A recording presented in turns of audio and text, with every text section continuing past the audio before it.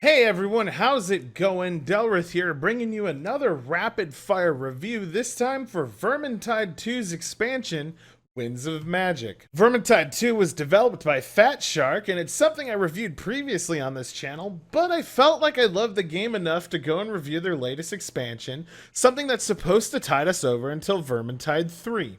For anyone not familiar with Vermintide at this point, it's a Left 4 Dead style hack and slash centered around team play and coordination to progress through levels and get to an end objective. You have things like bosses, hordes, and special enemies to deal with along your way, and with a Warhammer theme, it's absolutely a fantastic blend of everything I just mentioned. Bitch. Fucking charge me.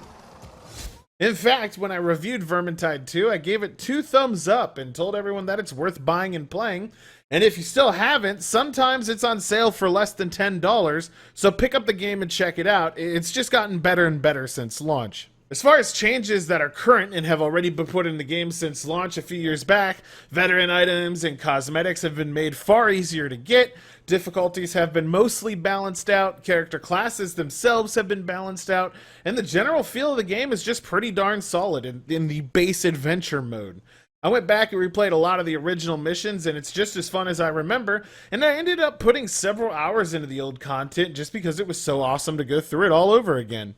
They've also gone and added a Cataclysm difficulty, something even more difficult than Legendary, so if you're wanting something incredibly hard to do in the standard adventure mode, you won't be disappointed.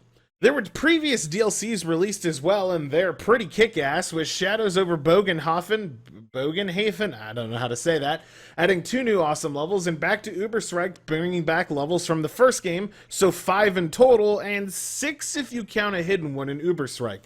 Both DLCs were positively received and pretty darn solid, and just good content all around, each adding more of the same sort of gameplay people were used to, but with new levels to run through and explore.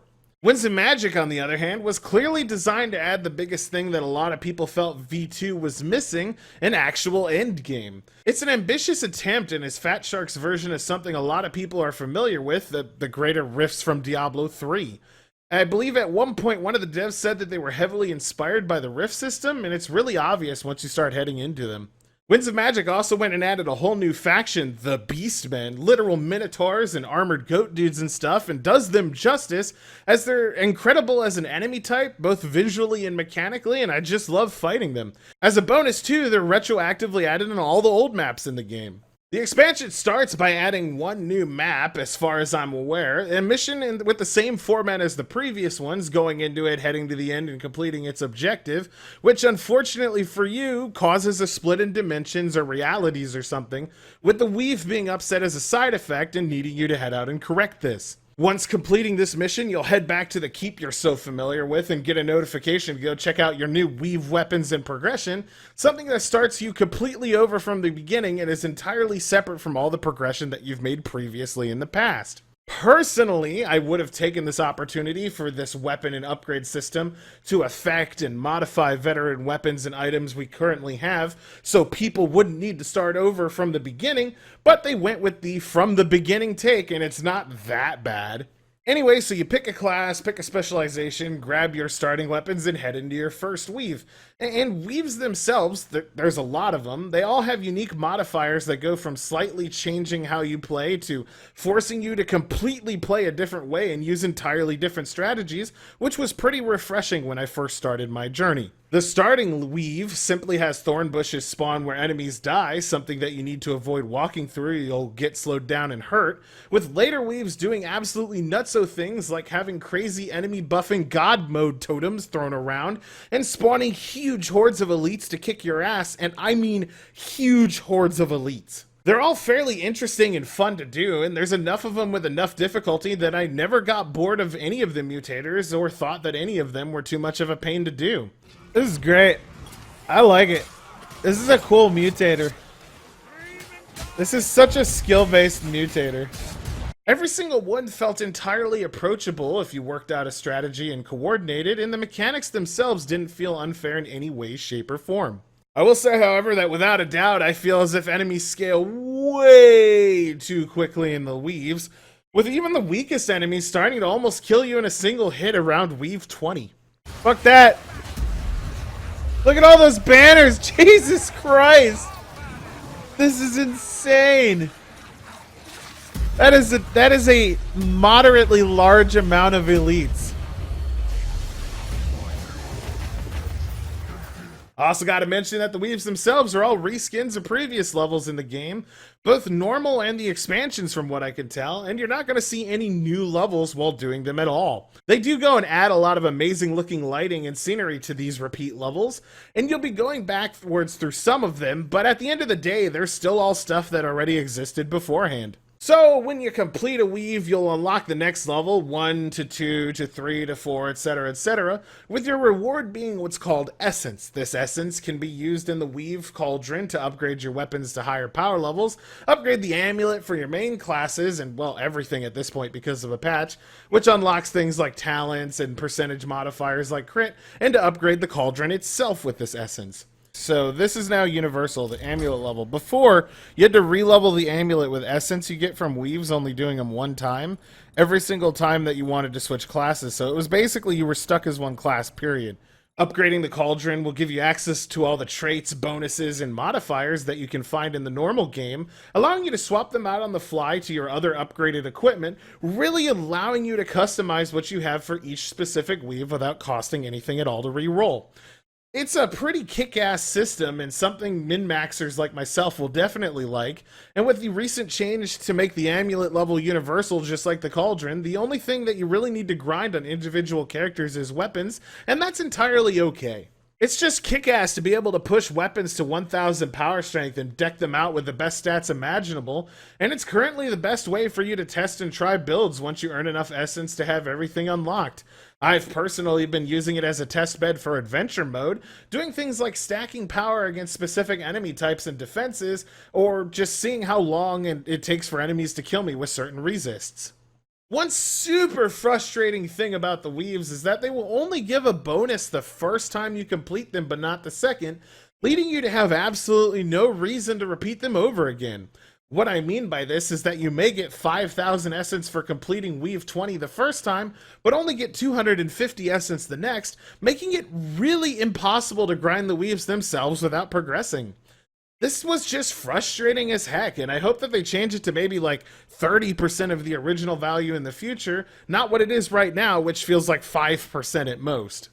You don't only earn essence though from doing weaves. As soon as you complete your first weave, you'll notice that you start to get it as an end mission reward in the normal portion of the game. If a weave is too difficult and you don't have enough gear, this simply allows you to go and play the base game to get more essence and power up further, something I extremely appreciated, especially with how overtuned some things feel, as I mentioned. This adventure mode reward scales with both the difficulty you choose and the highest weave number you've done, really cutting the grind down if you've made it fairly far in the numbers themselves. When I first started my first or second weave, I would get about 200 to 400 essence for doing a non-weave mission, but now that I'm on 40 plus, I'm getting around 5 or 6,000 in Cataclysm in adventure mode, and that's pretty freaking awesome. Eventually, you'll get portraits for doing higher level weaves, but outside of the essence and the portraits themselves, there's really no incentive to keep doing them past a certain point. You don't get skins or character customizations or anything that carries over into the base game, so I can't see people doing them for too long in their current state, unfortunately. As far as visuals go, everything looks better than before with this expansion. Like I said, the environments and level skins that they do on repeated levels in the previous levels look fantastic, and effects themselves that the weaves cause are real cool, with the weapon skins for all the weave weapons also being pretty kick-ass. It really does feel kind of like a dream, which is a cool effect. I don't know, it just like looks like a dream, the way they do the line of sight. Now, if I had one major gripe, and a lot of people are going to agree with me on this, it's that there was a balancing patch in preparations to the expansion's launch that totally messed with a lot of things. The game balance, as it stands, is pretty hard to deal with in the weaves, and all of it is tied to this mechanic called stagger. As of current, enemies just don't like falling over, being interrupted, or even shoved, and it's making everything far more difficult and upsetting the balance that existed for the last few years. There will be instances in the Weaves where you're straight crit striking things like storm vermin in the head with armor-piercing weapons and they're not being staggered during their attacks, simply following through and instantly killing you. You can understand how this elites not getting staggered thing is a problem, especially when in later Weaves, 80% of all enemies are elites. They have been balancing things back and forth and even recently have made little enemies, as of the 14th, vulnerable to all weapons stagger-wise again, but the elites still just feel so nasty and ignore real strong hit feedback. It leads to a lot of bullshit feeling deaths, and I'm not okay with it. There's also seemingly an even worse problem than before with the phantom hits, and being hit far outside the range of enemies, and the Beastmen specifically have a ton of issues with this.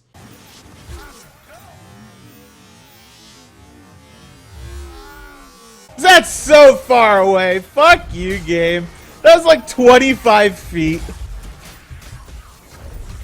They all feel extremely overtuned, just like Chaos was when they were first added, and will need balancing out in the immediate future. The overall balance of enemies, phantom hits, dodge feeling wonky, and just general scaling feels pretty bad at current, which sucks, and honestly feels as bad as some of the original patches to the game before they fixed it. They need to fix it fast or the reviews are going to continue to bleed. As of right now, I think the game's down to a 50% on recent reviews on Steam, and that's no good considering how awesome the score was up until this point. Matchmaking, as a side note, I have to bring it up. It sucks right now for Weaves. I was actually sitting for half an hour at times while streaming just trying to find people who could join and do the content. It just feels so separated with the power levels on the gear and the Weave difficulties that finding anyone if you don't have a full team already is almost impossible, and that's no good. I don't think we're ever going to get people, chat. I think this is a moot point. I feel as if I encountered the only other 2 people in this game, and I don't think we're ever going to encounter a 3rd or 4th person unless we recruit somebody from chat who has done Weaves. So I guess it comes down to this question. Is Vermintide 2 Winds of Magic DLC worth it for a singular new map, the Beastmen and the Weave system? Is it worth the $20? The answer is, well, maybe. If challenge and grinding are your sort of thing.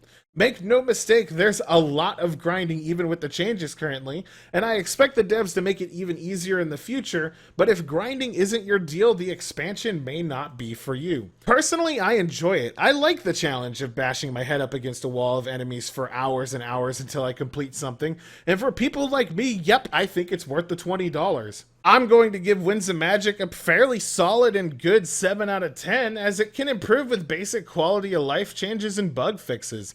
If you're on the fence, I'd say give it a week or 2 for patches, but check it out eventually if you love the base game, as it's just more of that awesome Skaven slaying goodness. I really hope they add more tie-in to the base game, like the adventure mode for Winds of Magic in the immediate future, as that could only serve to improve it further. And that's going to be it for this rapid fire review. If you'd like to do me a solid and hit that like button and subscribe, and if you're already subscribed, ring the bell to get notifications on new videos posted in the future. Oh yeah, and if you like the rapid fire reviews or would like to see when I'm doing them live on Twitch, you can head over to my Twitter at AJSADelrith and give me a follow. I'd super appreciate it.